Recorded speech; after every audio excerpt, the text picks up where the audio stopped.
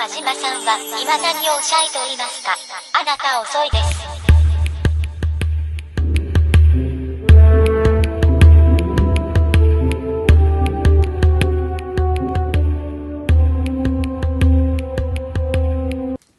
The next movie is Transformers: Age of Extinction. There are approximately 5 Transformers movies because people forget about the one that was done in 1986. It was a cartoon. It was beautiful. It was so well made. Highly recommend that you see that one. It's called Transformers the movie. There are, if you take all the 3 non-cartoon Transformers movies, if you take these 3 and put them together, you still will not come up with a better movie than Transformers: Age of Extinction. This was an incredibly great movie. So well done and so beautiful in production and design, and it boggles the mind how tiny little pieces of this robot Optimus Prime, when you're watching him on screen and you see him get hit in the back with those missiles from his assassins, and you see all the chunks falling off, and you wonder that the patience of a designer who has to put all that together, fit it all together, and then make it move animated. It was just an incredible movie, and the dinosaurs were supreme. Very much recommend this if you're into science fiction, or you just like to follow along the track of the Transformers franchise. Michael Bay is the master. He has to be the master of this type of science fiction adventure film. It's an incredibly beautiful movie. And one of my favorite parts is the fact that one of the villains falls in love with an Asian girl, and the two of them hook up in the end. It was sort of like a semi-villain, not really much of a villain. The movie's about the humans. After the last movie, there was this huge war in someplace in the northern part of the United States. So the humans decide to employ an assistant to destroy all the Autobots, because the Decepticons have been taken out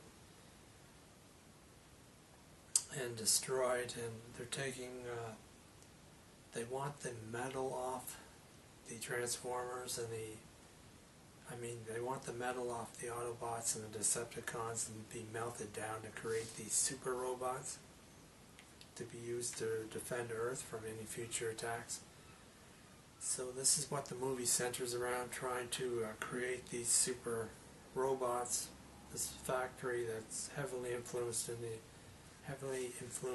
United States government. So they turn on the Autobots to get the metal off them, because the Decepticons are all taken down. They try to take the leader of the Decepticons, Galvatron's brain implants into a master robot.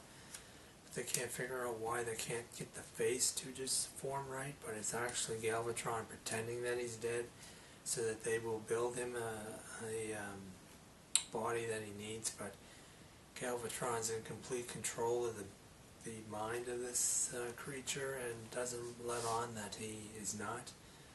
So they build, they keep building this monster and trying to change its face, or this robot, and try to change its face, but it keeps changing back to Galvatron.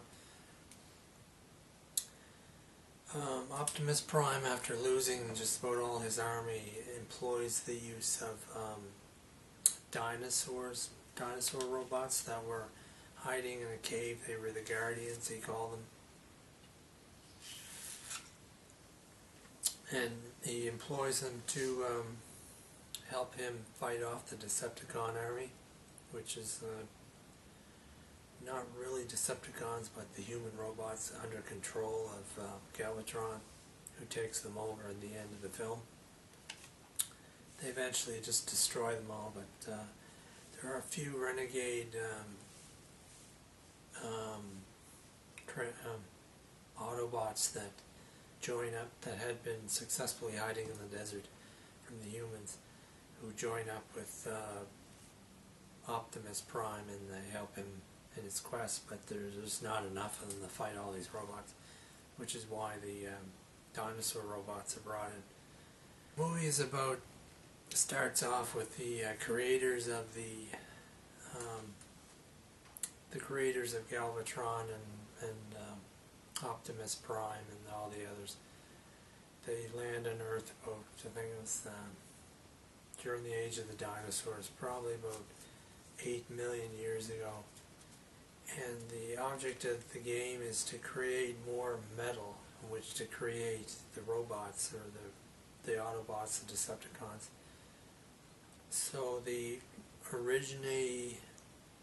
originators of these robotic creatures have to have a special metal that has DNA built into it, so that the metal can take on the form of whatever it looks at or whatever it scans. They have to bombard Earth with this special type of weapon that turns the physical creation, or the physical landscape, into metal, so that they got DNA inside the metal. So at the beginning of this movie, you'll see them bombarding ancient Earth in the time of the dinosaurs to take the organic metal and form it into the dinosaurs, or the Autobots and the Decepticons. And after that, it's just a basic movie of survival for Optimus Prime and his surviving few members of his team. All played very well. You'll love the storyline of this movie. In the end, Optimus Prime loads up some type of weapon, and he heads off to find his creators. This may be the highlight of the next Transformers movie, where Optimus Prime goes back to his creators and he tries to destroy them, which is his full intent at the end of this film. Highly recommend this movie. This is so well done. It's so beautifully mastered and well written and well choreographed, and the design was just incredible. The only thing I didn't like was the fact that it takes place in a desert. I don't like deserts and I don't like heat, so I was really turned off by that. But everything works well here. The battle continues across the Pacific and ends up in Hong Kong, where Galvatron is trying to take the bomb, blow it up to create more metal so he can create his Decepticon army. They have one single bomb that will turn Hong Kong, or a wide range of area, all the organic material, into metal with DNA, so they can create these machines.